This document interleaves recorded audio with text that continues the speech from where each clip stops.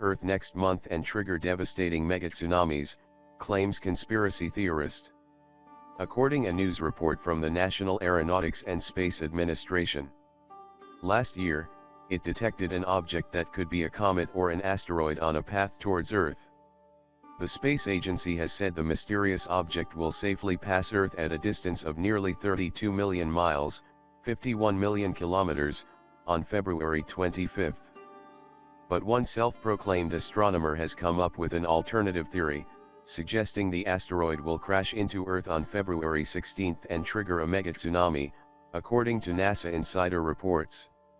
The strange object, named 2016 WF9, was discovered last year. Over the course of 4.9 Earth years, it has traveled inward, passing under the main asteroid belt and the orbit of Mars until it will swing just inside Earth's own orbit. The object, which is a blurred line between an asteroid and a comet, was discovered by NASA's NEOWISE mission. Self-proclaimed Russian astronomer Dr. Damir Zakharovic said it is heading straight towards our planet.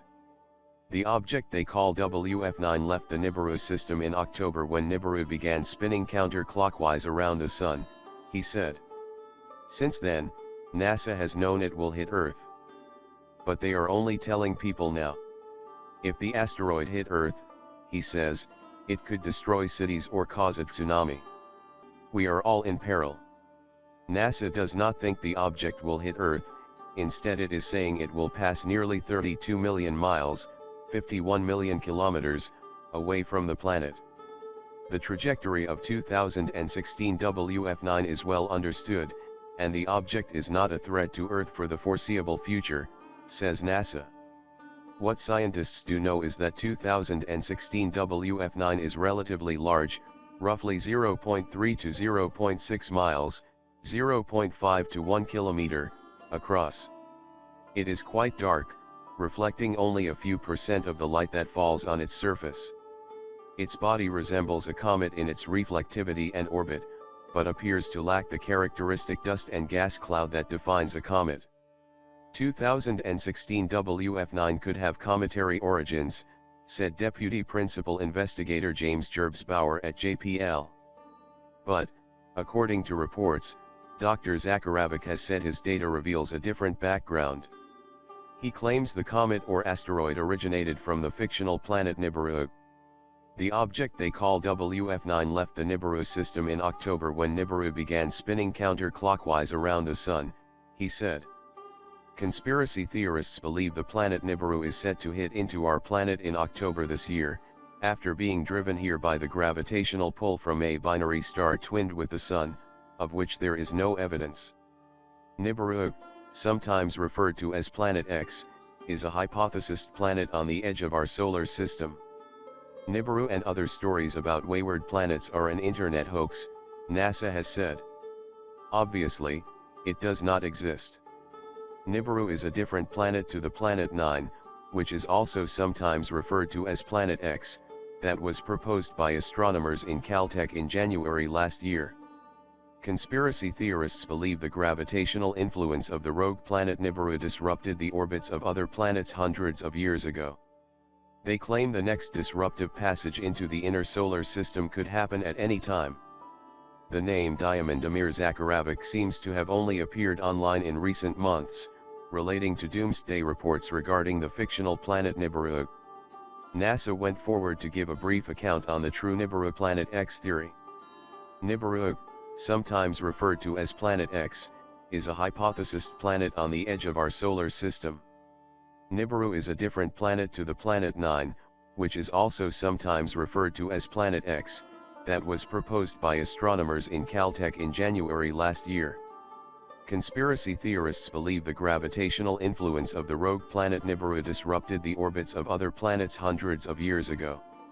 They claim the next disruptive passage into the inner solar system could happen at any time. Some claims that this planet is sending plasmatic energy particles through our solar system. The flow of energy will disrupt the core flows of the Earth and trigger catastrophic changes in Earth's climate. They claim, since 1996, we have already been feeling the disruptive effects of the inbound rogue Planet X. Conspiracy theorists often blame natural disasters and freak weather patterns on the planet. Nibiru and other stories about wayward planets are an internet hoax, NASA has said. Obviously, it does not exist. Thanks for stopping by. Subscribe and don't forget to leave your comments.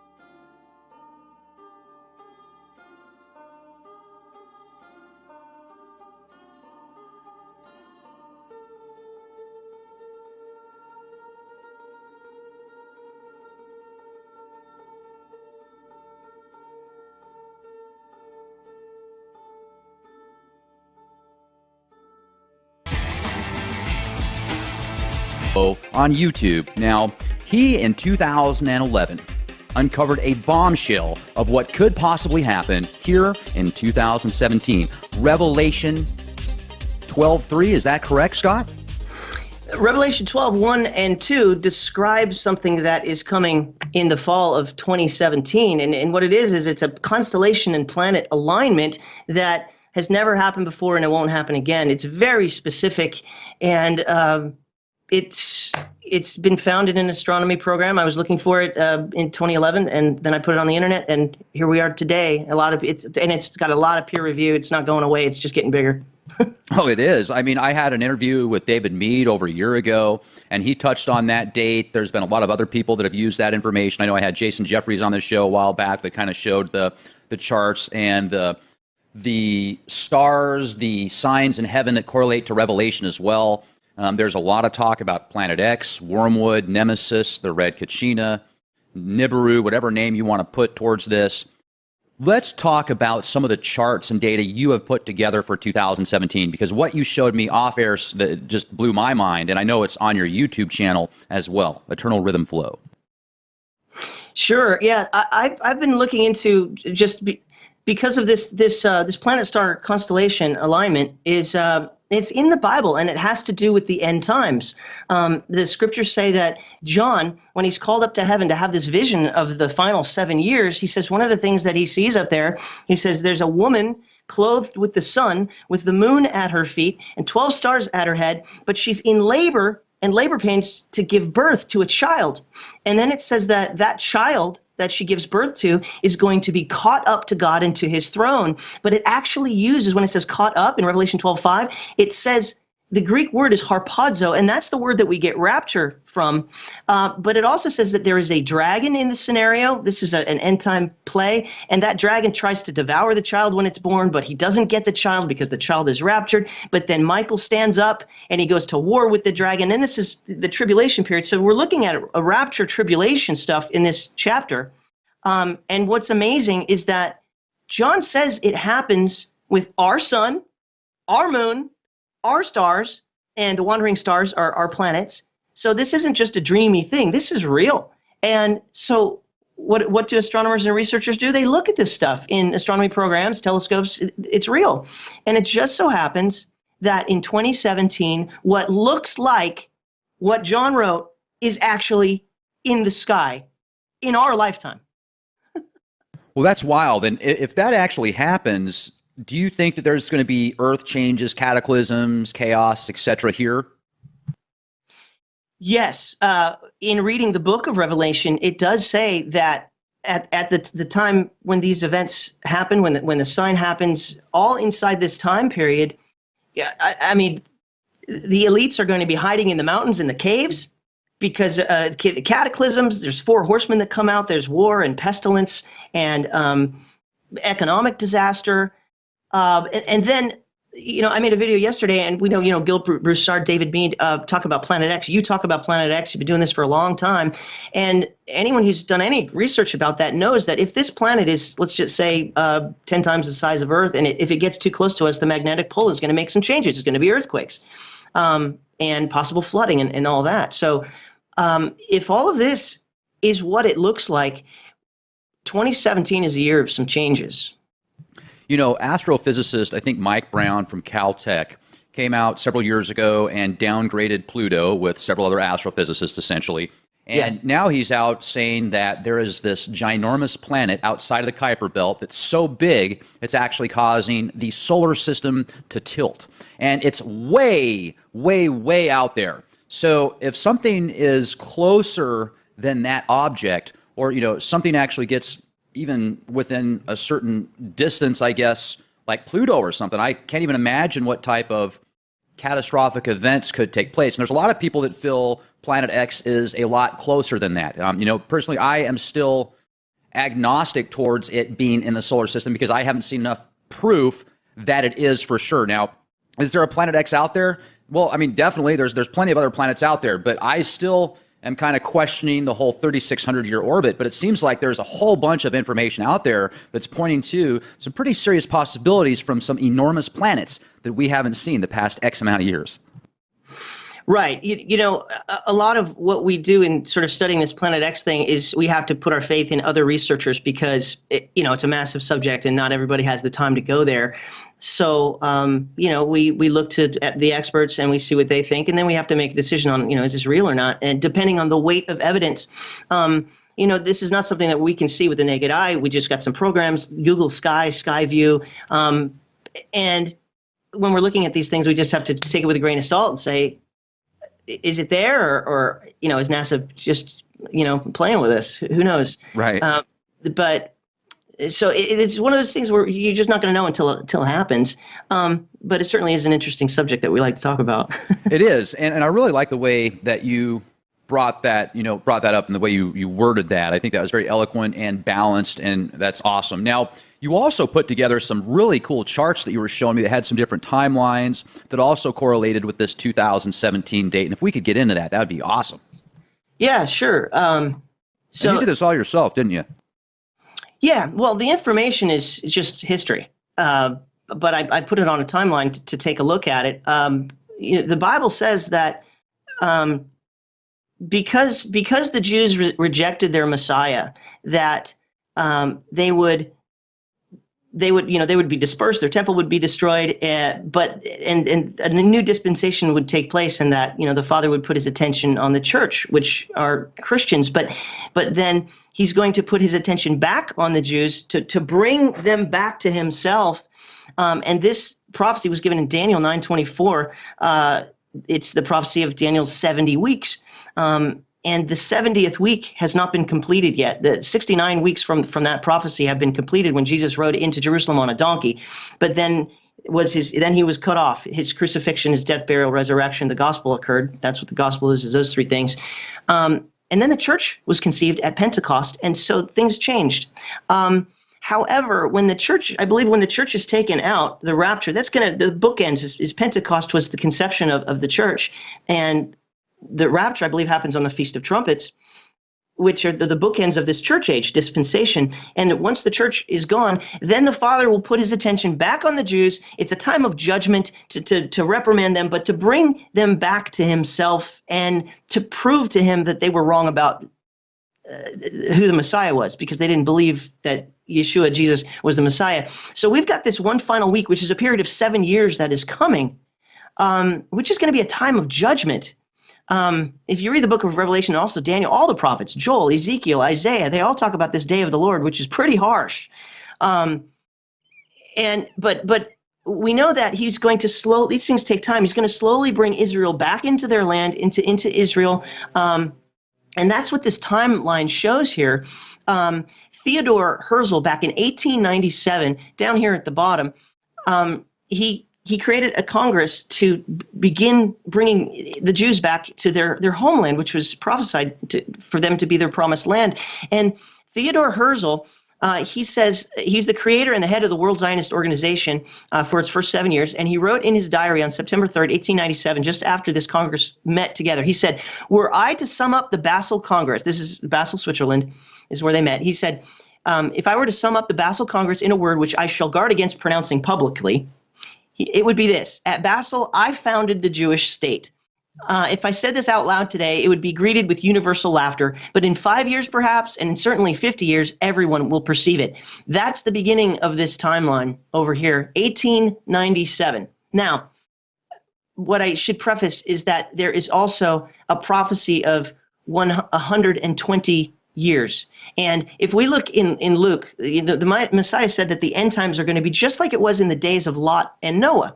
And as we know, Lot was removed from a judgment that was going to happen to Sodom and Gomorrah. Fire rained down, fire and brimstone. So he was righteous, and so he was removed. He didn't have to go through that. Noah also was the only righteous man on the planet back then. The earth was destroyed with water, but he was safeguarded through that so he could repopulate. So there's going to be this separation of people who are going to get judged on, and those who escape it. But Jesus also said in Matthew 24, he said there's a lesson of a fig tree. The fig tree is Israel, and this is a parable and analogy of Israel coming back into the land. He says, from the fig tree learn its lesson. As soon as the branch becomes tender and puts out its leaves, you know that summer is near. Also, when you see all these things, and he was just describing the beginning of the tribulation period, you know that it is near at the very gates. Truly, I say to you that this generation shall not pass away until these things take place. So there is a generation coming that will see the end times, but it's the generation that sees the fig tree blossom. So that's what this has been called over here, is the first budding of the fig tree, 1897. So it's but there's got to become a finalization of that. Now, so we're looking at, and also in Genesis, God told Noah that 120 years before the flood, he said that I will not strive with man, for his days are 120 years. And so that was a prophecy of 120 years before the flood. Well, if we look at this number 120, it means in the Bible down here, it's a divinely appointed period of probation. Well, if we count 120 years, we end up the 0 year is 2017, and this is the fig tree coming, Israel coming back into their land. The Balfour Declaration was declared in 1970, which allowed the Jews to start coming back into Israel. And then the UN General Assembly voted to create Israel in 1947, and of course the Arabs didn't like that, and so they went to war in 1948. You have the Battle of or the War of Independence, of which Israel was created in one day there. But then in another 20 years, you had 1967. In 1947 and 1948, Israel got they got the ability to get the land back, called Israel again. But they didn't have the capital. The Arabs still controlled the capital, Jerusalem. Well, in 1967, that's what happened there. Another war, the 6-Day War, and they got their capital back. So they're getting more and more. They got the land, then they got the capital. But the Bible says that they've got to get the temple too. This is where we're at. We're in between these things. They don't have that yet. They don't have the Temple Mount. I think that's what's coming next. You bring it to another Jubilee cycle, which is another sort of divinely appointed period of time, which is 50 years.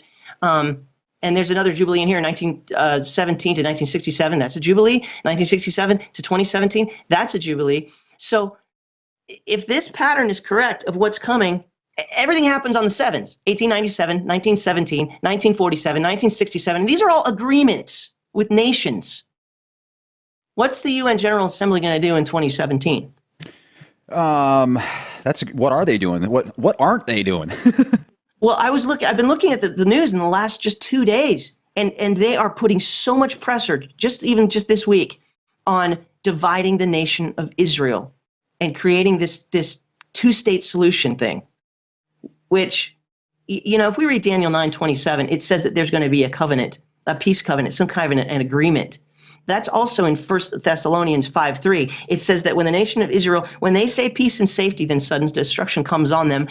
And then it gives us as a clue when. It says, when they say peace and safety, sudden destruction comes on them as labor pains of a pregnant woman. What's that pointing to? Why did he write that?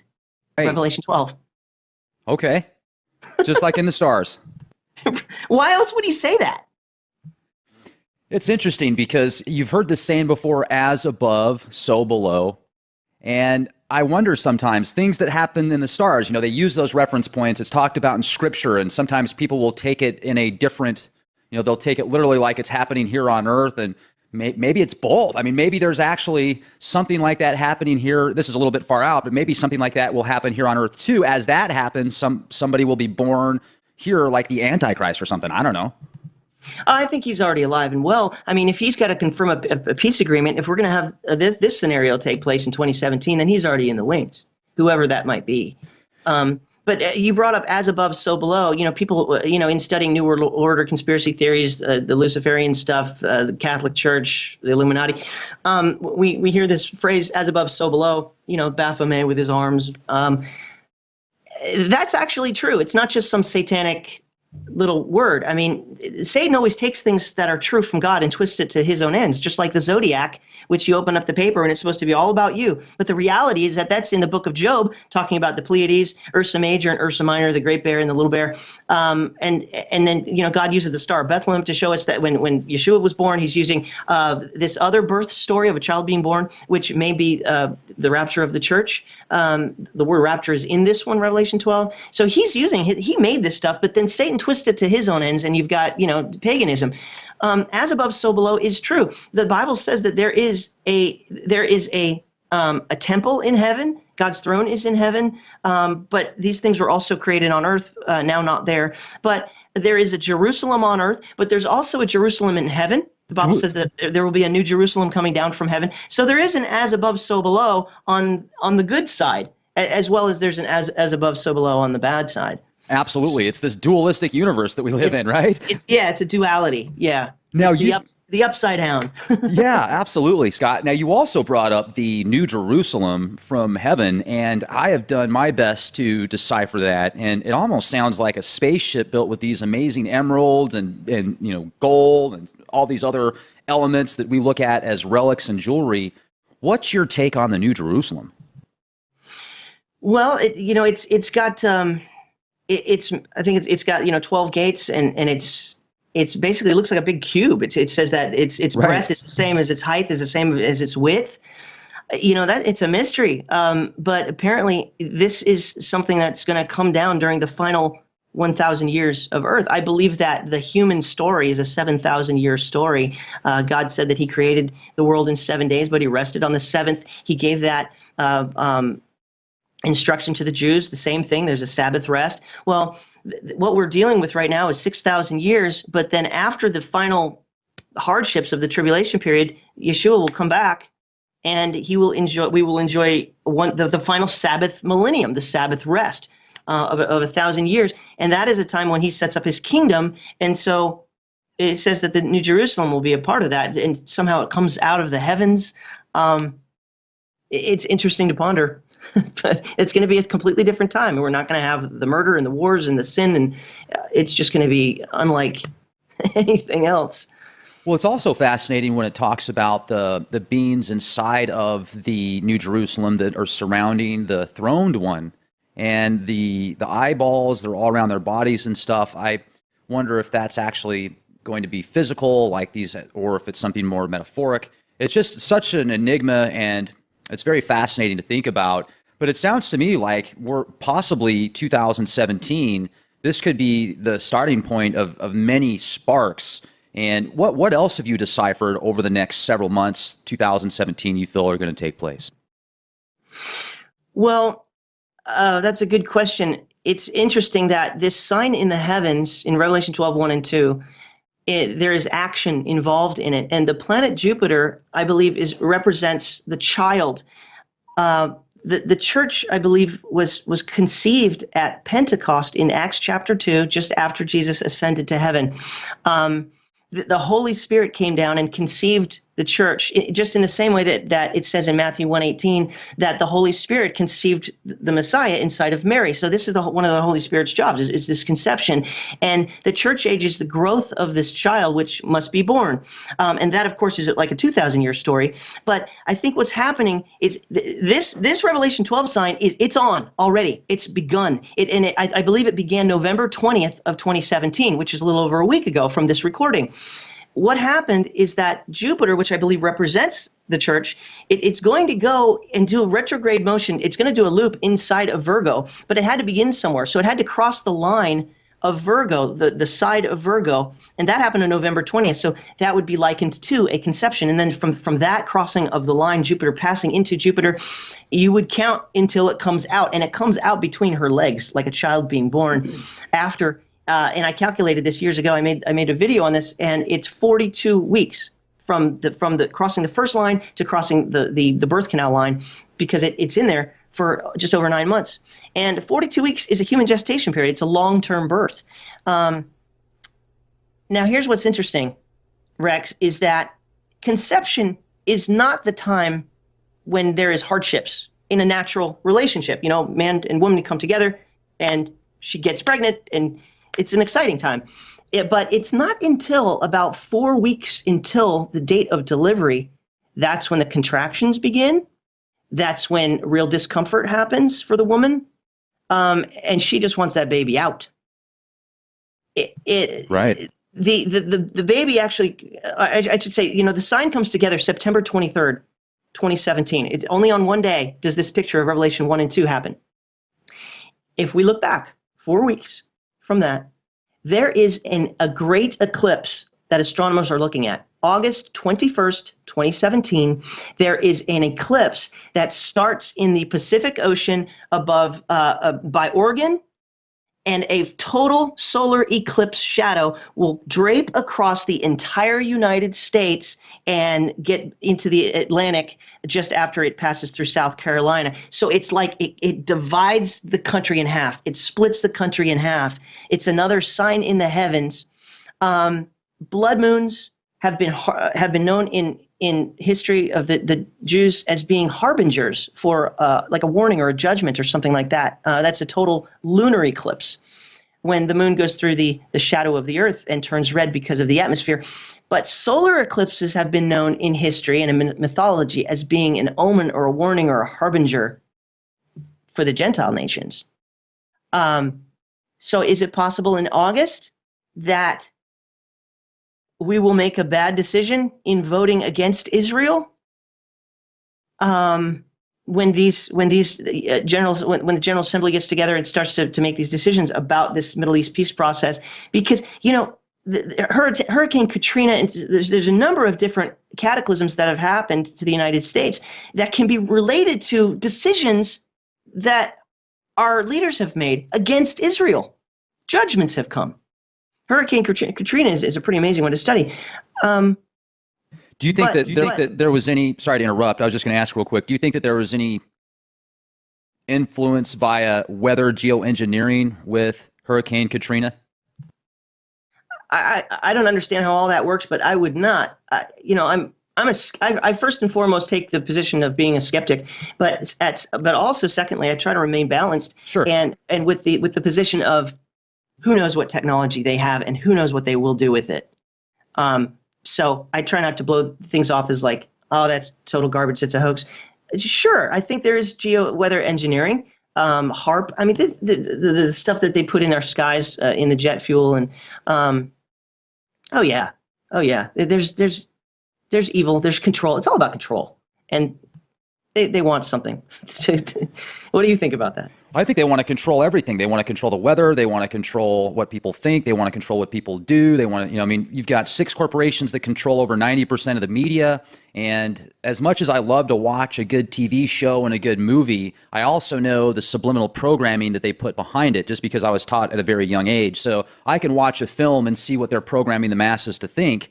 But at the same time, you've got to be aware of that kind of stuff. Otherwise, you can be a good lemming to the dark side and not even realize it, just because they've got you under their mind control spells, essentially, is what it comes down to. But I think if we use our knowledge the right way, and there's got to be some type of something behind the scenes, like if we just say, look, we do not accept what you're doing to us, we will not accept it. And I think if enough people said that, you wouldn't have to be violent, you wouldn't have to do something vicious unless they felt so much in a corner. When I'm saying I'm referring to these psychopaths, the 0.0001% or whatever that, you know, controls the majority of these defense contractors and government officials and stuff. It's not the people in the government that are bad most of the time. I mean, there's bad apples everywhere. It's the people behind the scenes that you never see or very rarely see or hear about that, in my opinion, are the ones kind of controlling a lot of this madness. But have you ever noticed, Scott, that when a lot of these events that take place are portrayed in movies and TV shows before they actually happen?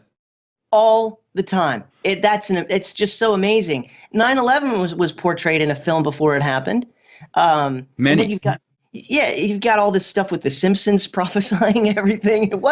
It's absolutely amazing. And then of course there's the Illuminati playing cards. Which I got a set today. By the way, I ordered a set. I spent about $100. I've got, how many, 200 cards? There's a total of 500 or something total cards, but I've got the original 95 set. I'm going to pull that out later today. Sorry to interrupt, but I just had to, man. You totally brought that up. That was great. That's awesome. Yeah, I mean, there's something to that.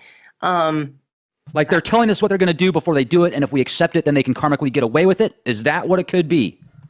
Yeah, I think it's a mind game. If it's not that big of a surprise somehow psychologically, we won't fight against it because there's something inside of us that was like, well, of course that was going to happen.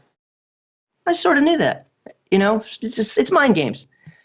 Wow, that was a real powerful way to put it. The way you said that right there makes so much sense from a psychological standpoint, and not even a metaphysical standpoint or a mystical standpoint or a conspiratorial standpoint. The way that you worded that right there, just that hits home big time. That's great. So let's jump into more of Revelation because you're such an expert with Revelation, and I kind of cut you off there a minute ago. I didn't mean to take us on a different path. I apologize about that. Let's get back into what's going on around us right now, the signs in the heavens, the signs in the news, etc. Oh gosh, signs in the news. Well, like I brought up before, I think something that we really need to take a look at in this next year is going to be what is the decision that the nations make about Israel? Because God clearly says that land and certainly Jerusalem itself was given to the patriarchs. It was given to Abraham, then it was given to his son Isaac, and then it was given to his son Jacob. And Jacob's name was changed. Jacob's name was changed to Israel, and Jacob had 12 sons. Which become the 12 tribes of Israel. That's the bloodline of that the promised land has been given to. And the Bible says that it will never be taken away from them. But it also says it will definitely be fought over because Abraham, he didn't just, that bloodline came through his wife, Sarah, which was also his sister. But that's the promised bloodline. However, Sarah was too old to have a child for quite a long time. And so Sarah had a handmaiden. Her name was Hagar. And she told Abraham and said, hey, go ahead and sleep with her and have a son because I'm too old. And so Abraham's first son was through Hagar, who was from Egypt, she was the daughter of a pharaoh, an Egyptian pharaoh. And so this son's name was Ishmael. And Ishmael is the father of the Arabs. So you've got, from Abraham, you've got two bloodlines, one through Sarah and one through Hagar. Then you've got, through Sarah, you've got Isaac and Jacob. But through Hagar, you've got Ishmael. And so one leg of Abraham is all the Hebrews, the Jews. The other leg is all the Arabs. So this is this massive family feud over this land. But it's very clear in the Bible who gets it and who it belongs to. But they're trying to create a two-state solution so both legs can have it. That's not what God wants. It's not to be shared. So I think that decision of a two-state solution is going to be epic. And if that's what happens in 2017 at the next major UN General Assembly, which always finalizes before the holidays in the fall, that's where they really make their push to get this done. We're going to be watching that this year. And another thing is that a lot of times wars and skirmishes always happen in the summertime. They don't seem to like to fight too much in the winter over there in the Middle East. So that's another thing that's coming in the next 6 months. Going to be watching that. The wars and the rumors of wars. Rex, and that brings up another point, is that there are certain wars that Bible prophecy students and scholars really are looking at. There's a war of Damascus being destroyed overnight, Isaiah 17. There is there's a war in Psalm 83, which has to do with multiple nations. And then there's Ezekiel 38 and 39 war, which I believe is a war that happens in the tribulation period. I think Isaiah 17 and Psalm 83 happened just around the beginning of that time frame. Look what's happening in Syria. I mean, you can't make this stuff up. It's been in the Bible this whole time, this epic thing of Damascus, Syria being destroyed overnight. And look at with everything else that's culminating into this time period right now. Russia is trying to back Assad, but Turkey wants to take Assad out. You've got Israel that's trying to stay out of it, but is going to be pulled into it. this is what I think we're looking at. This is a year of war. It's a year 5777, and the 7 in the Hebrew alphabet is it's like a sword. It's like war, war, war. Mark Biltz did a teaching on this recently, and he says that this is probably the year of these wars. So I think we're just looking at an incredible incredible year ahead of us, which may finalize in some epic prophecy. I'm not a prophet. I'm just trying to decipher this myself. But we know that these things are culminating to a final end result. Is that what you're seeing as well?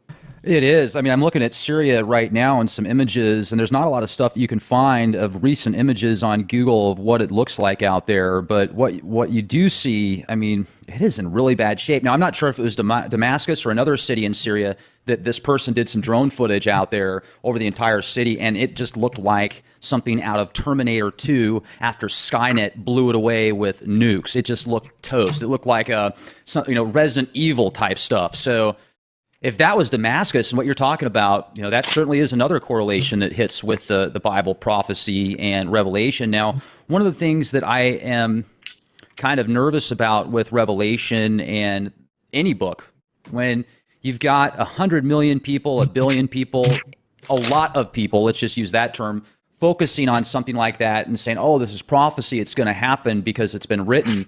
Well, they can also, in a sense, kind of co-create that prophecy, make it happen faster. I wonder also sometimes if the Bible has been tampered with to the point that, and it's funny, I'm going to use the term here, I'm going to play devil's advocate, but I wonder sometimes if the Bible has been tampered with to the point to where what we're reading about is actually false history. We're learning from the victors, not the people that lost, and we're kind of just little things that could be in there that could take us into a path that's very far off. I don't know. I really don't. I want to know. But have you ever questioned stuff like that? Yeah, there's a new thing that came out recently called the Mandela effect, which somehow says that, I don't understand it completely, but apparently it's some kind of a thing where I don't know. Time travel, mixing time up travel. Yeah. Like things have been changed. Things have been changed. The cat's now a donkey. Yeah. I mean, when we read the Bible in English, it's a translation. Anything that's not the original letters and books is a translation, and you're going to have translation errors. And some are worse than others. There's one Bible that's called the Message Bible, which is just like, I don't even know what I'm reading. I've got a copy of it over here. Yeah, I use a translation often. I've got a shelf full of them, and I look at the different translations, and I also use concordances to try to go back to the Greek and go back to the Hebrew, and that's really the trick of Bible study. I use one that's called the Hallelujah Scriptures often. It's not what I go by 100%. It's not like God's preserved word like people do with certain translations. You got to look at it all and be a student. So, but I just find that just what's going on in the world is the same thing that this book has said. I want to show you something really amazing. Remember what I said about that peace and safety thing, talking about a peace deal? And 1 Thessalonians 5:3, it's pointing to a woman in labor. Right. Which if we understand what Revelation 12 is that's something that happens in the great clock that we live in, the stars, which puts it on a specific day, which happens to be one of the Jewish feasts, the Feast of Trumpets. You can't make this stuff up. But, Paul was saying that when they say peace and safety, sudden destruction comes upon them like a woman in labor. I think that he's using that terminology to point to something the Holy Spirit spoke through him, so he would know that John would write that. Well, check this out. What I was just saying with Damascus being destroyed, it's Isaiah 17:1. It says the message concerning Damascus ceases to become a city and shall become a heap of ruins. If you go to the end of that chapter, verse 18, it says, in the evening there's alarm, and before the morning it's no more. This is the portion of those who plunder us, and the lot of those who rob us. Talking about Damascus, probably a nuclear attack. I didn't want to read the whole chapter on here, but that's the gist of it, and Bible scholars know it very well, that Damascus is prophesied to be destroyed overnight. Now, there's a cross-reference here, and that's Jeremiah 49, 23. It's the same thing, but now Jeremiah is talking about it. And listen to this. It says, concerning Damascus, Damascus has become feeble, and she's turned to flee, and trembling has seized her. Distress and pain have taken hold of her like a woman in labor. So now Jeremiah is pointing to something that seems to be like, what's he pointing at? Well, is he pointing at Revelation 12? Is he pointing at the day that Revelation 12 occurs in our clock that we live in? This is all over the scriptures, Rex. This thing, this weird usage of woman in labor. And the final time it's in the Bible, it manifests as a heavenly sign in the book of Revelation, which seems to me that's what all these prophets have been pointing to this the whole time. And we just didn't know it because we didn't understand what Revelation 12 was. So is Damascus going to be destroyed in the fall of 2017? It's possible if wars start breaking out this year, and if a Middle East solution is being sort of, stretched out and a war has to take place. The reason for a peace deal is going to be because war happened. Somebody's got to step up and say, hey, stop. We can fix this, right? That's how I look at it. It would be nice if enough people would actually stand up. Like you said, will it happen? Is it finally to a point where there's enough individuals out there that have joined forces to, kind of not only physically take a stand in a non-violent way, but also mentally and spiritually? Because the more I think about it, Scott, we can do things to get out of this beast system that we're in. But it does certainly seem like just so many different levels. There's darkness out there. And I hate to be a pessimist, but you look at the food supply, you look at the medicines that are out there available to the Western society, the stuff that Monsanto does, and just all the GMOs and the pain and the suffering and the stuff they put in vaccines that they force feed babies. And it's just getting darker and darker and darker. Yet there's more glimpses of hope I see at the same time. I mean, once again, it's this duality that we live in. For every action, there's an opposite reaction. And it just always seems like there's this back and forth, and it just gets deeper and deeper and darker and darker. But at the same time, we can all get off the grid. We can go find our own power supplies and start doing solar or wind, or maybe come up with a magnet thing. I don't know. We can grow our own food. We can do these kind of things. We can literally fly to Alaska and go out in the middle of nowhere, set up a homestead, but you're going to have to be able to deal with the elements. And you might die out there if you don't know how to. But I think that enough of us have the ability now and the opportunity that we either do it or we don't. We can continue to let this system grow and give up our control, because if people think that it was bad in World War II with the concentration camps around the world, I mean, in almost every country, and it was very, very, very bad, it's getting to the point now where with the technologies they have in play, if there's something very dark at the top level that wants to take control and do some nasty stuff, I mean, I can't even fathom the possibilities with technology. Can you imagine being hooked up to some type of machine that kept you just barely alive, and it had your mind thinking that every second was 1,000 years, and you were in some torture chamber where it was like, whatever it was doing? I mean, it's going to get pretty crazy out there, and it's coming out in the movies, that's coming out in the TV shows, these possibilities, these glimpses of futures that could take place. I think we all kind of have to dig in and either say, you will not assimilate me, or if you want to be a part of the system, say, okay, let's go. I'll do whatever you say, Master. This sci-fi is getting so hardcore now, isn't it? I mean, it used to be so innocent. We like what you were just talking about. It reminded me of The Matrix, old Star Trek, the Borg.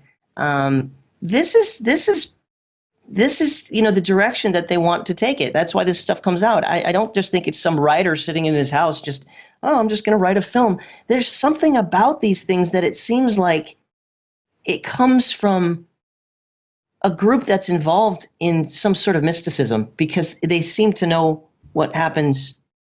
I don't know. I don't think the devil knows the future, but I think he has a plan. So he puts that plan into things that he controls, and he controls music. Good grief. He controls a lot of it, not all of it. Right? So he controls the music industry. He controls Hollywood. That's the name Hollywood is the words holy wood together, and the holy wood is a magic wand. Like Mickey Mouse. It's magic. It's sorcery. That's what Hollywood stands for. It's just why, you've heard the old phrase, television. Why do you think they call it programming? Because they're programming you to think and how to think.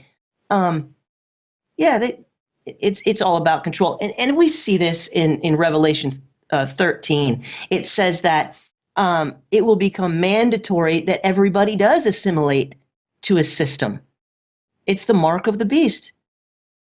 It's a beast system, which is controlled by some sort of an idol that is put up in the Jewish temple, controlled by this world leader, the Antichrist. It says that this idol is going to have the Antichrist, well, the beast will give it power to both speak and also to cause anyone who doesn't take the mark of the beast in the right hand or forehead to be killed. And that's why we see in the book that there will be beheadings. It's either assimilate or die.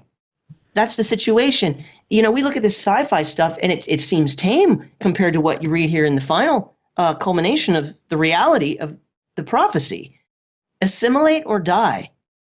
Well, and people right now in the medical industry, sorry to interrupt, there's a gal that just came out in Georgia. She is in the medical industry, and now that she went through a meeting, they said, you have to take these vaccines now or you're going to lose your job. She tried to get a religious exemption. They said no. And also they're going to try and take away people's medical benefits now if they don't vaccinate.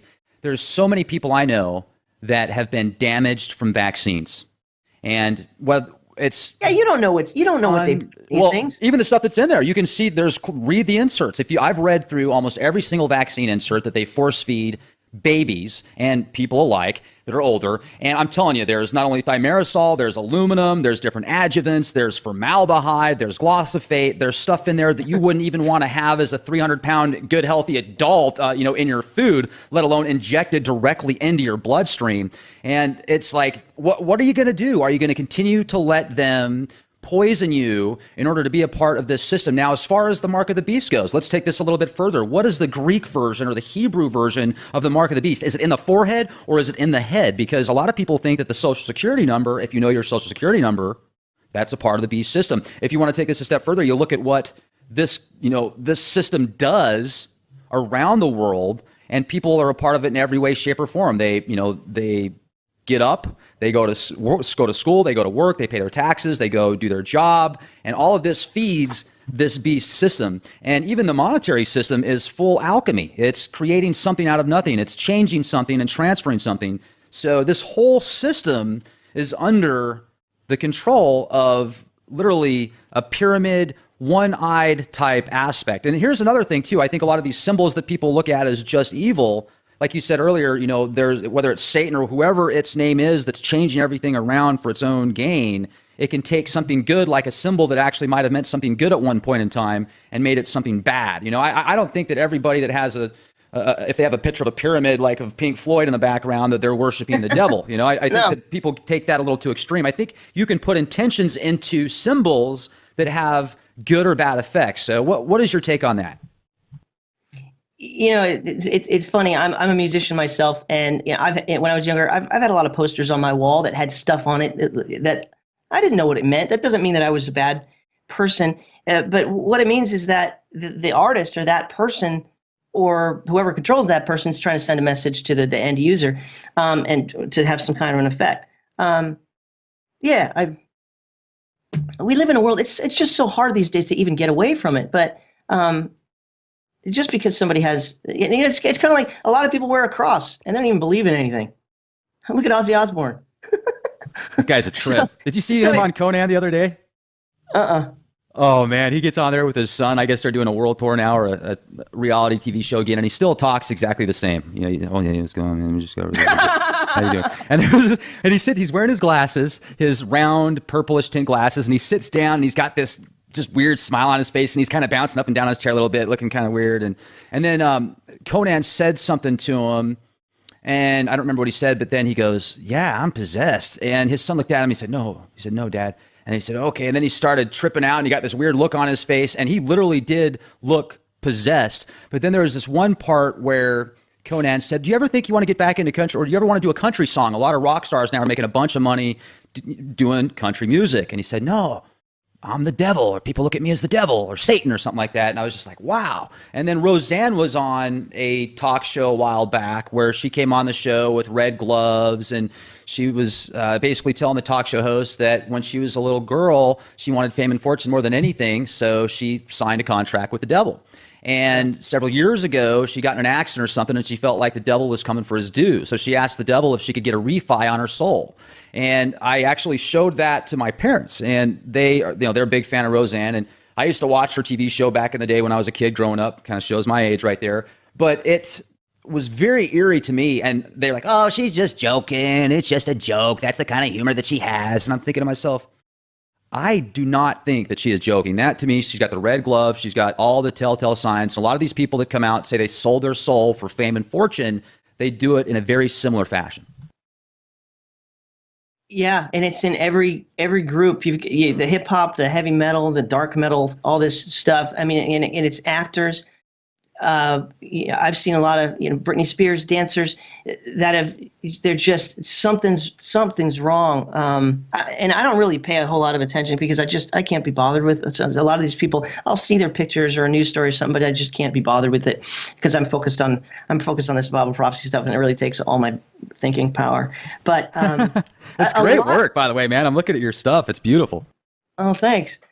A lot of people will somehow find out at an early age that they will get fame and fortune if they just sell their soul. I don't even know. Like, I've never personally, I did grow up in the church. I was, I've always sort of been a church kid, but I don't even understand how somebody could even have that idea as a child. But it does happen. It does happen, and Satan will do it. But of course, he never comes through on his real end of the bargain. Gosh. It's just really sad. There is going to be a separation of the sheep and the goats, Rex.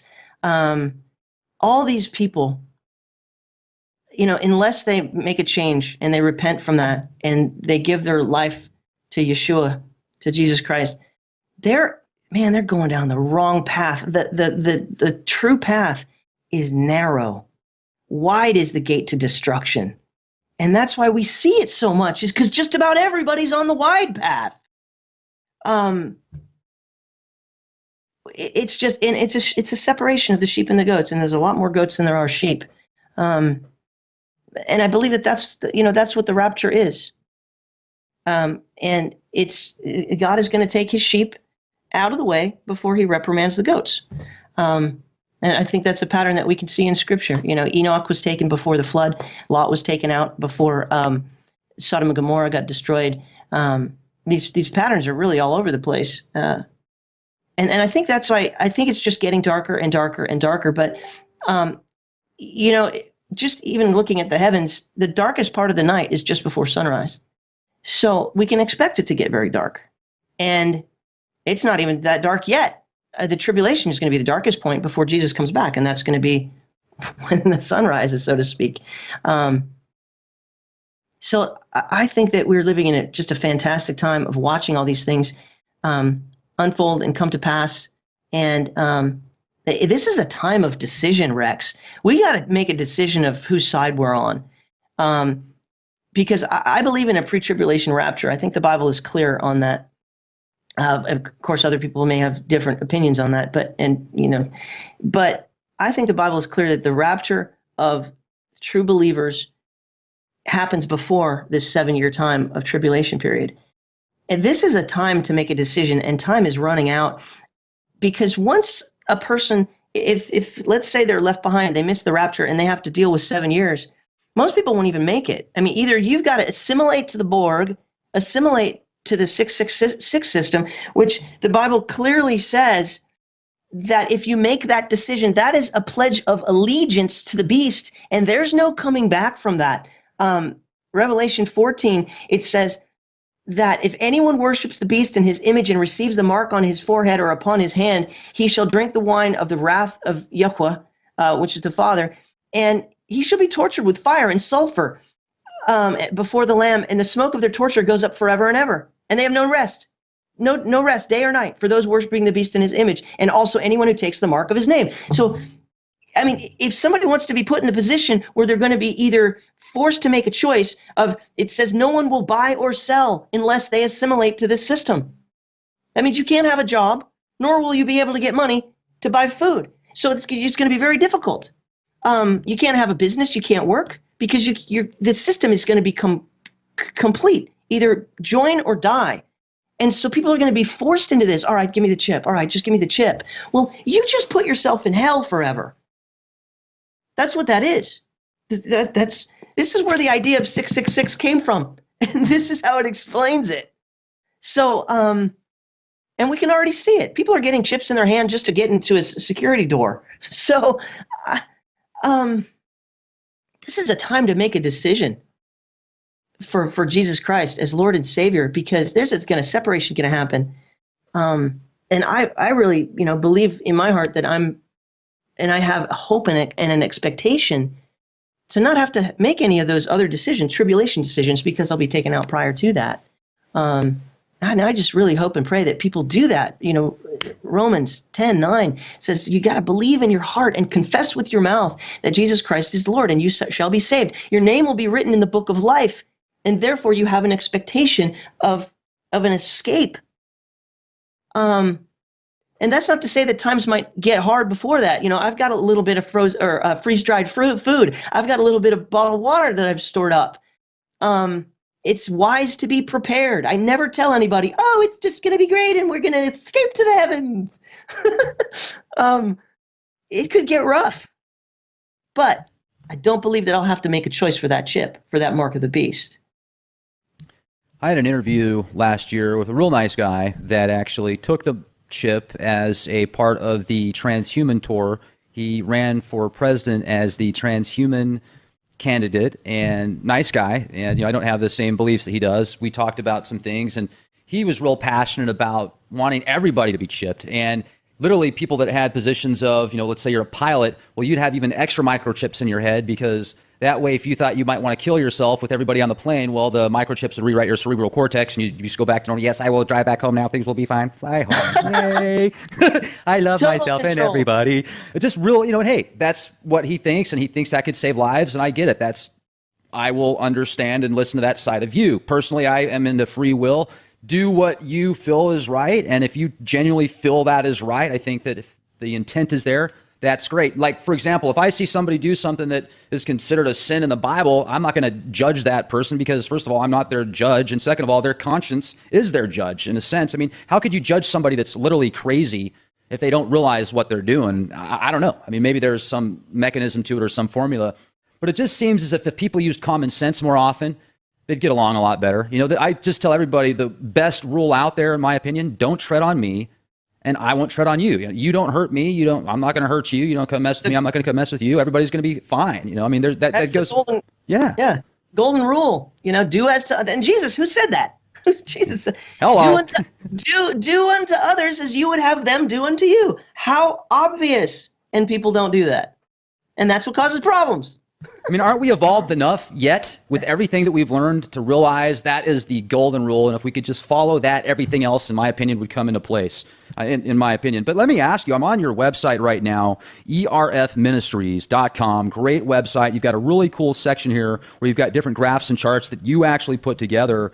And I wanted to talk about the Trump one that I was just looking at here. Let me pull this one back up. The only Trump believers should presently hope for. Now, do you think Donald Trump, him getting in office, was prophecy? I interviewed a nice gentleman the other day that feels he could be kind of the archetype of King Cyrus talked about in the Bible. And is there any connection of Trump to this graph right here? Yeah, the reason why I made that is because I think I made that earlier in early 2016, and it just seemed like the right, the religious right, the Christians were thinking that Trump was going to come and save the day, save the world, kind of a thing, and he would be sort of a savior figure. But in what, like the things that we've discussed, it's getting dark. There is a plan. There is a plan in place. Bible prophecy is not going to stop, because nobody's just going to rise up and be and fix everything. And so that's why I made that. And the reason that's sort of a play on words, because what I'm saying here is that we need to study the feast days because prophecy happens on them. And I believe that the rapture happens at the Feast of Trumpets, which Paul said in 1 Corinthians 15:52, that, we will be changed from this corruptible to incorruptible, mortal to immortal, will be caught up into the heavens at what's called the last trump. And that's a shofar. That's a sound. That's not an actual instrument. That is a sound. It's a blast. And it's the 100th shofar. They blow 100 shofar blasts at the Feast of Trumpets, Rosh Hashanah. It's in the fall. It's the day that this Revelation 12 sign happens on. And that verse actually, Revelation 12:5, it says rapture, harpazo in the Greek. So it's like amazing correlation. You can't make this stuff up. What I'm saying is like, I was just saying, don't put all your hope in a man to come fix everything, because it's not going to happen. If you're going to look for a Trump to save you, it's going to be this one that's in the Bible, which is a blast that calls true believers into heaven before it gets bad. But I think that he is totally being used, right? And there's different Trump. That one shows that there are different Trumps in the Bible. The first Trump is a Pentecost Trump. The last Trump is the Feast of Trumpets or Rosh Hashanah. And there's the Great Trump, which is in Matthew 24, which talks about is the second coming after the tribulation period. So I was just talking about trumpets on that one. But I think that Donald Trump is going to cause division. I think he's already doing that. We see that the left is already in a state of denial. And they're fighting, and George Soros is funding all kinds of protests. And there's a recount going on right now in Michigan to try to, maybe possibly change the outcome before Trump gets in, because Trump wants to do some major changes. And I think it's going to cause division. And remember what I said earlier about this eclipse that goes all the way across the United States? Yeah. That's like division. That says division to me. It cuts the United States in half.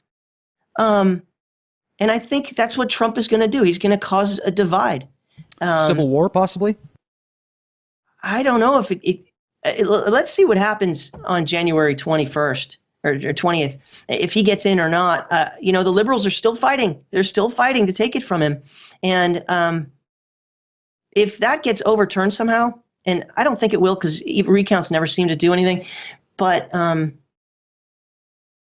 when he got elected, and it was really pretty. That was like a pretty hardcore week, if you remember. I was starting to think, oh my gosh, we're gonna have civil war. Now things have calmed down a little bit. I'm sort of like getting out of that mindset, but we'll see what he does if he gets in, and when he gets in, we'll see what he starts to do, because he's said that he's going to do some major changes with border patrol, with building a wall, immigration. Also, he wants to. He said that he wants mosques to be, what's the word? Like sort of like security or like categorized as a higher security threat. Right. Look who does this every time, right? So like, why aren't we? Why does everybody, when they get on a plane, everybody's treated equally? It doesn't make sense. Like, you're not even looking at the facts of who has got the ideology and who's the higher threat. So he says he's going to change a lot of this stuff, and we're going to actually put a name on those who make themselves an enemy of America. And that goes against tolerance and all this stuff. This is going to be an interesting year, Rex. I mean, from all this Bible prophecy, possible wars, Israel and all this stuff. But then you've got the Trump situation. That's a whole other thing. How do you see this? My friend Trey Smith made this video about the Trump prophecy and Cyrus. And it was an epic success, this video that he made. And he knows more about that than I do. And I watched it, but I'd have to watch it again to get refreshed on it. But man, it's amazing how that worked. That he got in against all odds. That was another thing that was portrayed in a Simpsons episode about 12 years ago. Right, I saw that on the escalator. Yep. And then you saw him going down the escalator also, just like in the cartoon, and it had him split screen where it looked like they were playing off of the same skit. Yeah. And then doesn't he get taken out in the Simpsons also? Oh, an assassination attempt. Yeah. And there's this article out now that supposedly Donald Trump is meeting with people to get rid of the Federal Reserve. So I'm wondering if all this stuff is being played out to kind of subconsciously program people for that possibility once again. And if that is, something that does take place, talk about blow it's going to have on the archetype of the pro-American mindset. That will just completely put a huge... How do I put that? Because you look at JFK. Supposedly JFK was taken out because he wanted to get rid of the Federal Reserve. I've heard other things too, like he was going to expose aliens and other stuff. But if the most tangible, in my opinion, is that combined with a lot of the defense contractors he was pissing off. But if that's the case, and if Donald Trump really isn't going to play ball with the Federal Reserve and these other individuals, well, is he going to be in a position where something like that might happen to him? I don't know. It's a very interesting thing to think about, and I certainly hope nothing like that happens. But it makes one wonder with the way the media portrays certain events. I think you're definitely onto something. There's a bigger pattern than just JFK. I think you're absolutely right about that. That was his intention. He knew that it was a corrupt financial system. And but go back a little bit farther. Lincoln was killed for the same reason. He was fighting the banksters, and he created Lincoln greenbacks. He created his own money to take the power away from the banksters. Garfield killed for the same reason. So if Trump goes down that road, man. But then once again, that article that I saw, that could be just a PSYOP article, because it seems like 90% of the media out there now that comes out is just some rehashed, made up article. You'll see things now where there's going to be a video conference and it's going to be in a country like Iraq, and they're going to use these subtitles, and supposedly the prime minister says that the Anunnaki are shapeshifting right now on, out there on the coast, getting a suntan at the same time, pretty much. Oh yeah, we'll see the words right there. It says it, when they can't even really translate it. It's just, there's so much false information out there. It just makes you wonder, is this all just a staged PSYOP event? Is it really going to happen? Are they doing that so if something does happen, they can say, well, once again, they tried to get out of the Federal Reserve, and see what happens if you try and do that? You die, even if you're the president. It makes no difference. I mean, they'll just put somebody else in power. Life means nothing. These elites worship death. That's what they like. Look at the trail behind the Clintons. They don't care. Nobody means anything to them. They're so selfish. Yeah, we're dealing with some serious evil here. Evil with a smile. Welcome to the New World Order. They love you. I would imagine that you would agree with that. It's Trump's got to be really careful. He's got to be really careful because I was listening to Perry Stone. If you know him, he's a pastor that has also had certain visions and dreams, and he said that there was two things that were going to happen with Trump that he saw in a vision, and one of them was an assassination attempt. And I forget what the other one was, but it's already come to pass, and it was right. Guys, it's too bad I don't have that in my brain right now. But so the next one that I'm waiting on, I put this in my little folder, like, well, let's see what Perry said, and if it comes to pass. He said that there's going to be an assassination attempt. I don't rule it out. I don't want that to happen, but I don't rule it out because I think the elites completely wanted this election to be against the Bush dynasty and the Clinton dynasty. They wanted Jeb to be in against Hillary. That's what they wanted.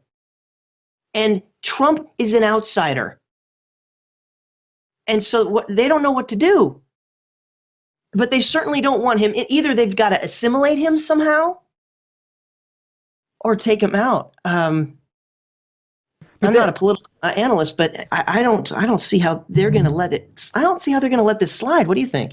Well, see, I'm very skeptical once again because it was on The Simpsons 12 years ago that he made it in. So it's like they already knew. So therefore, they already knew he was going to make it in. It's either they could see the future, or they had some supercomputer that was. They've got these supercomputers now that can literally calculate quadrillions of floating points per second. And if you take that with some very good artificial intelligence software and then pattern recognition software, combine it with the World Wide Web, what people look up, everything else, and then all the data that's been researched over the years with physiology, psychology, true history, etc. Well, you could come up with some pretty cool models and future time map predictions. So with the technology that they have, obviously it's going to be a lot easier for them to predict the future. Yet I think it's all a part of the plan. I don't really, my gut's telling me that it's all a part of the plan. It was supposed to happen. Yeah. Let me ask you this. So if you're skeptical, and I think it is healthy, I try to remain on that side of things. Skeptical, but with a balance. But I thought Hillary was going to win. So if that, you know what I mean? Well, she was supposed to. I thought that she did too. I thought that she was, I thought the elites were just going to put her in, period. I thought that they would rig the election or whatever and just make it happen. So this is a total shock. Oh, that's what the other prediction was. Perry Stone. This is before the election. He said that, that the next president would be number 45, right? Obama's 44. Mm-hmm. He said in Hebrew, okay, just like the Greek, Hebrew and Greek are both very mathematical languages. Like the letters also equal numbers, like A would be 1, B would be 2. So if in Hebrew, if you look at the number 45, It's a number, but it also is a word, and the word is ma, and ma in Hebrew means what? And so what Perry Stone said, he says, however, whatever happens with this election, the majority of people are going to be saying, ma, what? What happened? Look what happened. I mean, when Trump got in, the news, all of the media, all of everybody just had it completely wrong. They're absolutely shocked. They're saying, what? Trump got in? So Perry Stone was right about that. This Hebrew word of 45, it meant what? The president, 45. What? So anyway, so then the next thing that I'm waiting for is like, is there going to be an assassination attempt? But my question is to you, like with this whole Simpsons thing, is if you sort of take a skeptical position, as I try to do as well, do you think that maybe like the creators of the Simpsons, if they're involved in some kind of like, there's something going on, and it's not just a cartoon there, do you think Trump's not an insider, and like he was already part of the system and they knew that he was going to do that? And if so, then why was the fight so crazy? Well, obviously charades, they can do anything they want in the media. It can be like the WWE. They can be pretending to break each other's backs on the mat, but then behind That's the a scenes, really good point. That's a good point. And I've seen video footage, plenty of it out there, where before Trump was fighting against Hillary as president, he was boasting for her several years ago when she was running for president. And there's plenty of clips saying, "Oh, the Clintons, they're amazing people. We hang out together. They're good people. They're good people. Blah blah blah blah blah blah." There's pictures of them all, hugging each other. And yeah, I get it. There were inside circles, people in politics, money, big corporations. It's all intertwined. They're all partying together and stuff. And then yeah, when they do kind of go head to head, people can be narcissistic enough to where they're just going to throw that person under the bus. I mean, are there real friends in politics? I don't know, but I'm not in politics. So, I've even noticed here just a YouTube channel with 60,000 very astute subscribers, mind you, but there's some of the comments that I read, I don't think they're from the subscribers necessarily, because there's some very ignorant people out there that are just, you can't please everybody. No matter how good of a person you are, your intentions are, there's going to be somebody out there that just doesn't like you because maybe you look like somebody that he knew growing up that picked on him or something else. There's just always some reason that there's somebody out there that doesn't agree with you. And that's a good thing, because if we all agreed on everything, would be like the Borg, would be assimilated. So I appreciate constructive criticism and stuff like that. But there's always those few haters out there, whether they're just jealous or dark or evil or whatever it is, that they're going to try and drunk. Drunk, yeah, whatever. I mean, never discount that some people commenting are on something. Oh, yeah. Never discount that. Yeah, they're like huff and glue. Oh, get this guy and some. How about that one gal that actually drinks paint? She loves it. My Strange Addiction. I don't know why some people watch that show. I was flipping through the channels the other day, and all of a sudden I stopped for a second, and this lady was literally drinking paint, and she does that a couple times a day. And how do you get started with that? Yeah, I mean, what do you do? Just one day you're like, that looks good. I'm going to put that in my cereal. I bet that color tastes good. Wow, man. Talk about mind control special there, but we're kind of jumping off topic here, I know. But this is great. I'm looking at a sweet graph right now. The 7-year tribulation. What is this? Well, okay, so the bar is the 22 chapters of the book of Revelation.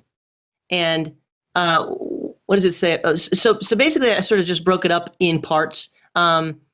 At the top, so it's 3 signs for those left behind. So if you're left behind, there's a little fish going up in 4. I believe that's where the rapture is. And so 3 signs for those left behind. I believe that a temple needs to be built in Jerusalem. That's the yellow at the top. It says tribulation temple built in Jerusalem, and then we've got the verses there.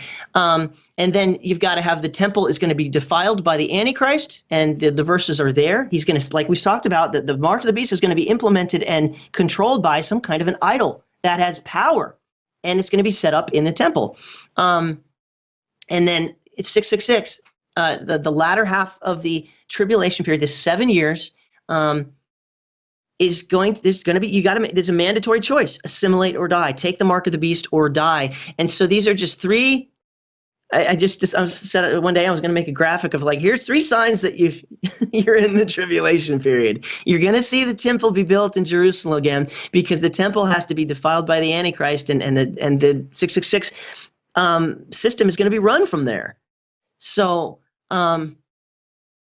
It's just sort of an overall graphic. So sometimes when I'm doing a Bible study, what I do is I just open up Photoshop and I just start thinking I want to see what's in my head, and then have something to show for it to look at later. So that's what a lot of this stuff is. Now, this is your famous. This is literally famous. I think this is kind of what got you on the map back in 2011. Was your breaking open the detailed analysis when you just took this to a whole other level, essentially. Well, it was amazing. At first, I didn't really know what it was. What happened was I was in a forum. I wasn't a YouTuber. I wasn't really making videos. I would play, a guitar or something every once in a while, but I wasn't doing this. I didn't have a computer that could handle it. And but I was going to these end times forums and checking stuff out. And somebody put up a screenshot of something that looked like this with Virgo and Leo, but the planets were different because it was a screenshot of 2011, and that was in the future. So and I looked at it, and that person in the forum said something inaccurate, and they said this is the Revelation 12 sign, and it had like Saturn and Venus in the belly of Virgo, and that would be twins, and there was no 12 stars at her head. But I found that was interesting. I said, wow, I think it's close. Let me go into my astronomy program because I already had one. I had this one, Stellarium, and I just went into the future, and I did. It didn't take long from 2011 to go forward 6 years, and then I saw these planets, and then I had to figure out, how am I going to interpret this? And I've learned a lot in the last 5 years, but I took this and I it wasn't this exact thing here. I mean, same look, same screenshot, but I didn't have all the Photoshop words on it because I didn't have Photoshop back then. But anyway, I put it in the forum, and it was a forum. People were already talking about the blood moons and talking about the Star of Bethlehem and talking about things, and then all of a sudden, people start trying to find the Revelation 12 sign. So I put that on there. I said, I think this looks better than the other post. And it just has taken off from there. And a lot of peer review has been done on this. Nobody can find anything that looks better. I mean, to line up the verses. This is what the verse says about the sun, the moon, the planets, and the action, the activity that takes place with a birth. So I think we've kind of landed on this is it, right? I had to start somewhere. I don't know if I was the first one to find it. I was the first one to find it that I, found it for myself. I actually Googled it. I was looking for it before bothering with the program. I Googled it first.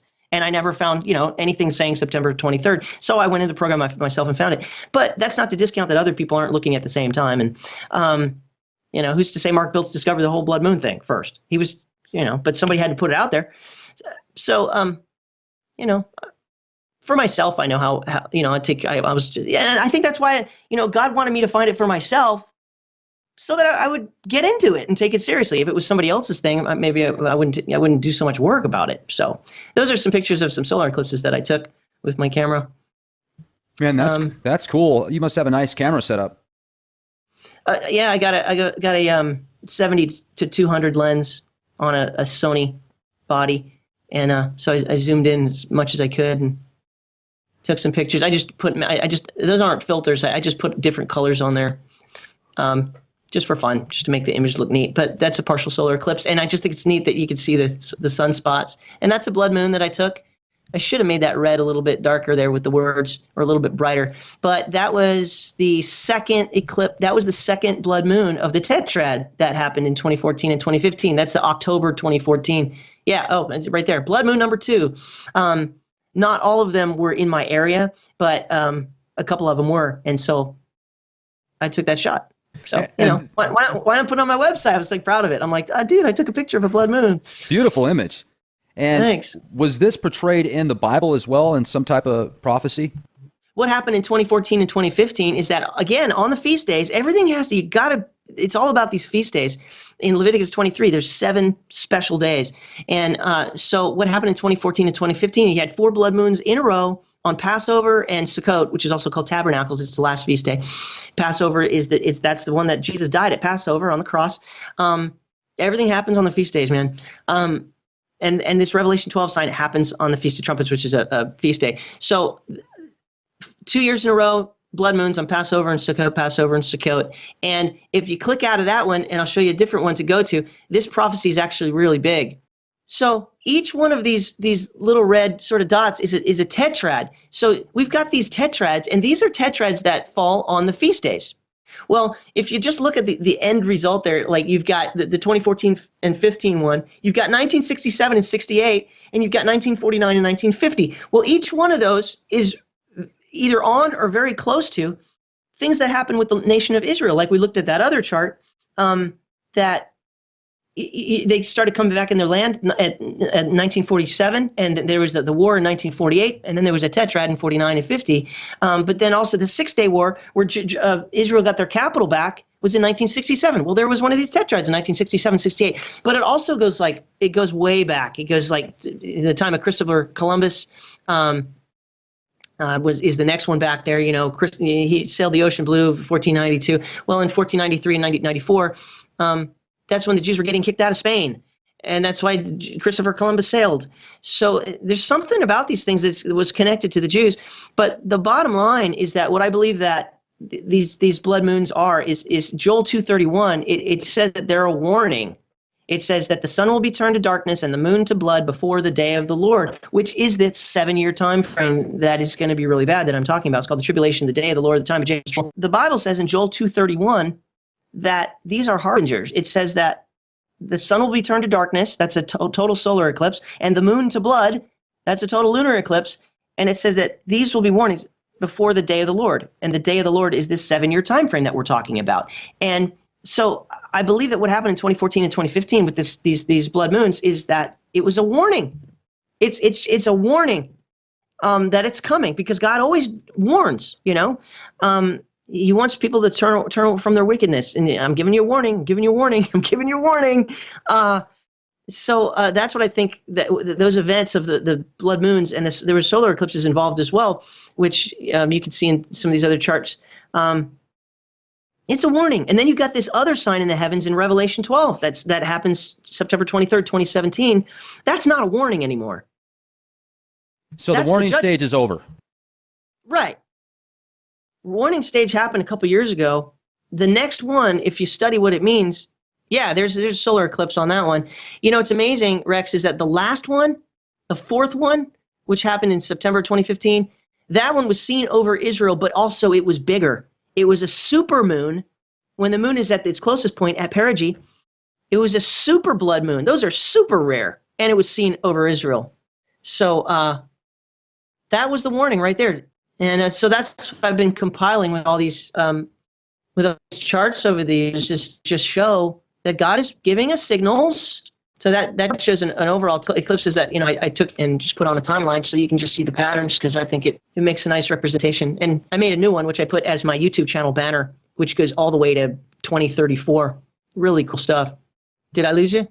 No, that's sharp. I'm pulling it up right now, and it was starting to freeze up again there for a second. So is it showing the YouTube channel now? Yeah, I see it. You know, if you like right click on that and do view image, it'll get bigger on your screen. And on here, what I did was I put the Star of David on the ones that are seen from Israel to try to, you know, see more into the pattern there. And look what happens right around the Revelation 12 sign, sort of under my picture. But you've got 5 lunar eclipses in a row related to Israel. 2 are partial, but 3 are total. And if that would begin the tribulation period, I mean, it just seems like an amazing pattern to me. I got to tell you, Scott, this is one of the most detailed charts I have seen to date of the prophecy timelines, Revelation. Gil Broussard has some excellent material as well. He's done a real good job putting stuff together. And I really like how you brought the way you just make it easy to understand. It's very fluid. It's very smooth. You've got over 55,000 subscribers on your YouTube channel, Eternal Rhythm Flow. You've got an incredible website. You've got tons of charts. You don't have any commercials on your YouTube channel. So, I mean, you put in a ton of work, effort into your ministry, and I certainly appreciate what you do. Before we close out tonight, is there anything that you'd like to share with us that maybe I should have asked but didn't? Oh, we could have. You know, we clearly are on the same page with a lot of this stuff. We could have talked all kinds of different directions, and it's just fun to see where it went anyway. But, you know, I would just hope that people know and just wake up, you know. I mean, that's what your whole ministry or your job, what you're doing here with the League Project is you just have a heart to tell people, wake up, you know, and the end game for me is that I believe that the Messiah is coming.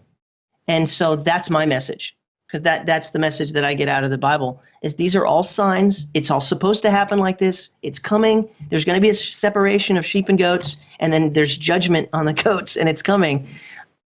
So I just would hope that people find salvation. Like I said earlier, Romans 10:9-10. It's just really simple. It starts there with believing that the one who died on the cross was in the grave for 3 days and defeated death and raised from the grave. That's the Son of God. He's the one that offers us the free gift of salvation. So that's the message that I want to tell people if they haven't heard that yet. That's the gospel. We're supposed to spread the gospel. Tell people he's coming.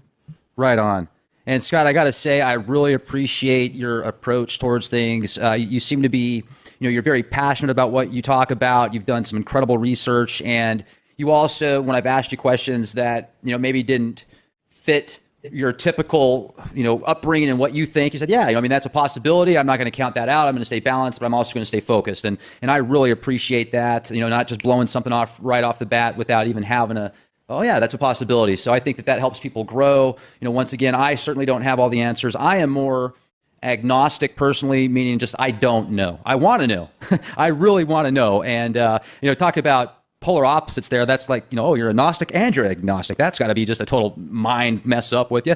But hey, I think it's kind of helped me grow along the way. I was raised Christian, and I used to go to church on Sunday. I read the Bible thoroughly. Revelation, I read that book more than any of the other books. I've even researched some other stuff outside of the Bible, books that were taken out of possibly the original canon, and also the Nag Hammadi treaties, the Dead Sea Scrolls, and other scriptures and ancient texts. So hopefully the answers will, hopefully I'll have no question someday and say, yes, I've got the answers and I don't need to have any more. But until then, I'm going to keep searching. And that's why we started the Leak Project, to get information out there, to speak with people like you, Scott. You're just a great guy. I really appreciate your work.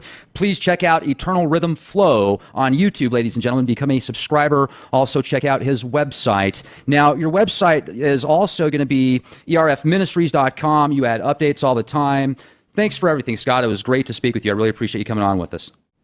Rex, I really appreciate you letting me be a voice within your work. It's been an absolute pleasure getting to know you and to talk to you. I feel a kinship, and we'll do it again sometime. Thank you so much, man. Absolutely. We'll do it again soon. And folks, check out leakproject.com, youtube.com/clandestine time lord.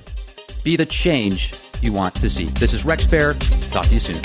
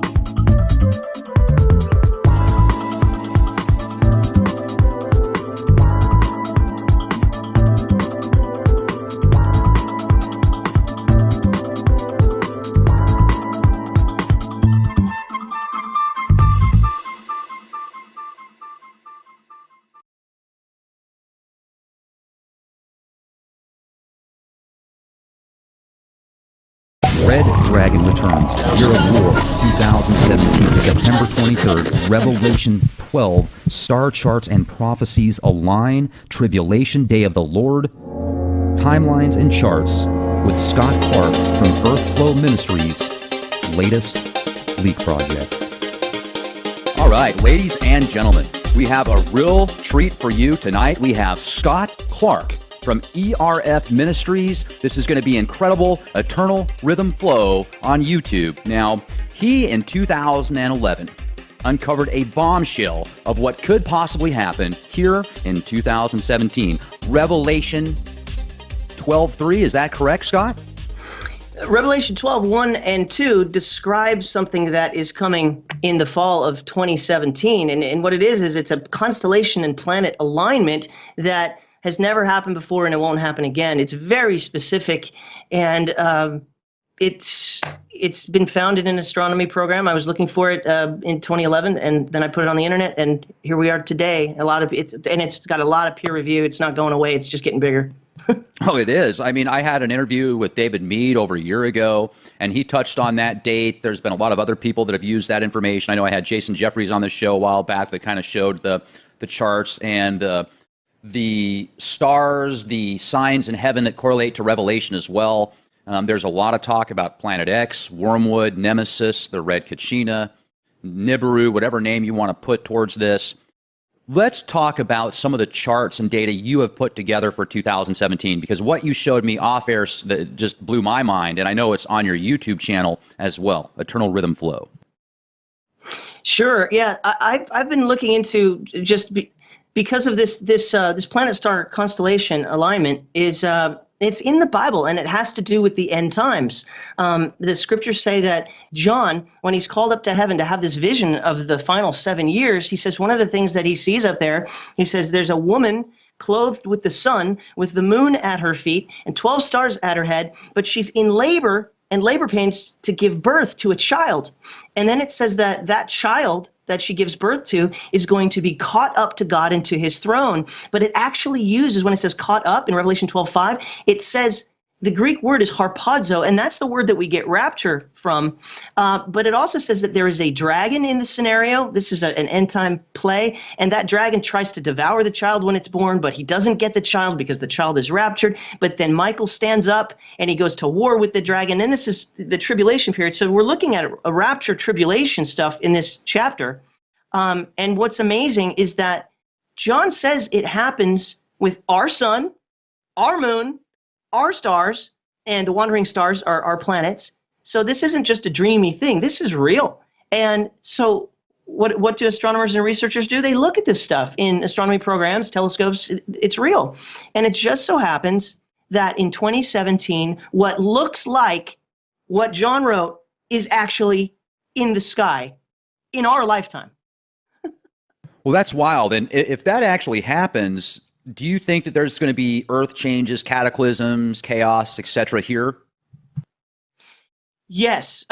In reading the book of Revelation, it does say that at the time when these events happen, when the sign happens, all inside this time period, I mean, the elites are going to be hiding in the mountains and the caves because the cataclysms, there's 4 horsemen that come out, there's war and pestilence and economic disaster. And then, I made a video yesterday, and we know, Gil Broussard, David Mead talk about Planet X. You talk about Planet X. You've been doing this for a long time. And anyone who's done any research about that knows that if this planet is, let's just say, 10 times the size of Earth, and if it gets too close to us, the magnetic pull is going to make some changes. It's going to be earthquakes and possible flooding and all that. So if all of this is what it looks like, 2017 is a year of some changes. Astrophysicist, I think Mike Brown from Caltech, came out several years ago and downgraded Pluto with several other astrophysicists, essentially. And now he's out saying that there is this ginormous planet outside of the Kuiper Belt that's so big, it's actually causing the solar system to tilt.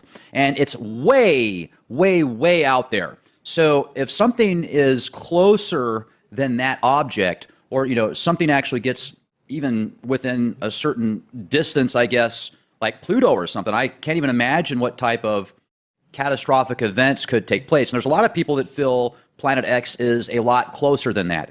Personally, I am still agnostic towards it being in the solar system because I haven't seen enough proof that it is for sure. Now, is there a Planet X out there? Well, I mean, definitely. There's plenty of other planets out there, but I still am kind of questioning the whole 3,600-year orbit. But it seems like there's a whole bunch of information out there that's pointing to some pretty serious possibilities from some enormous planets that we haven't seen the past X amount of years.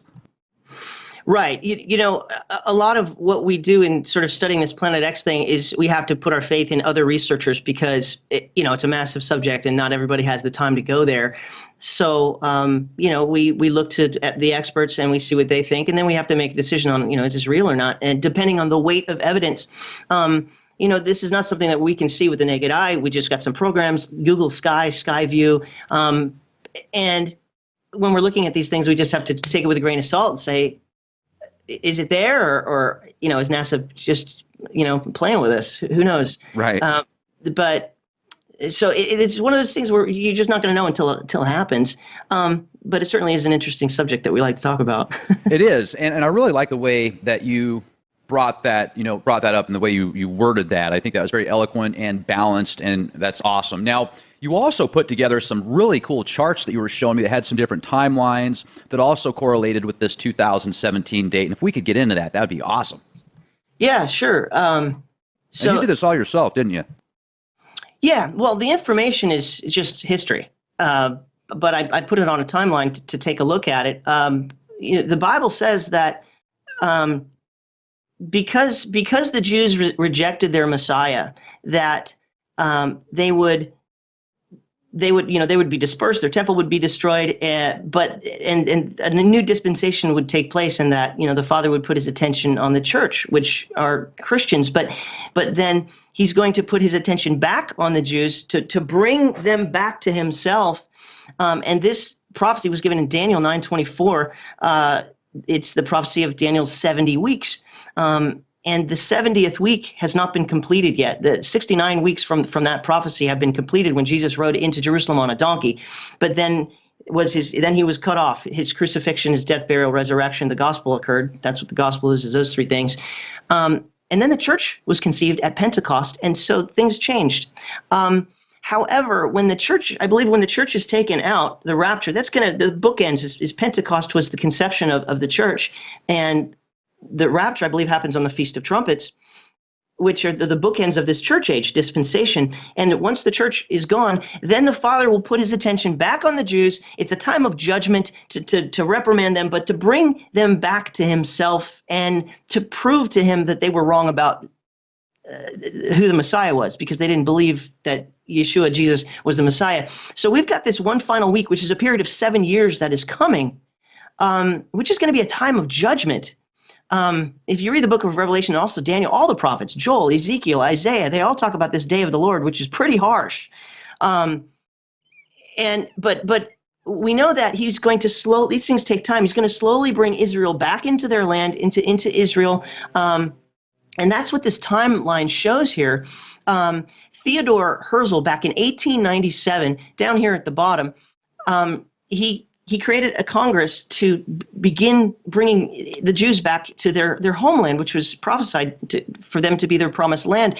And Theodore Herzl, he says he's the creator and the head of the World Zionist Organization for its first 7 years. And he wrote in his diary on September 3rd, 1897, just after this Congress met together, he said, "Were I to sum up the Basel Congress," this is Basel, Switzerland, is where they met. He said, "If I were to sum up the Basel Congress in a word which I shall guard against pronouncing publicly, it would be this: at Basel, I founded the Jewish state.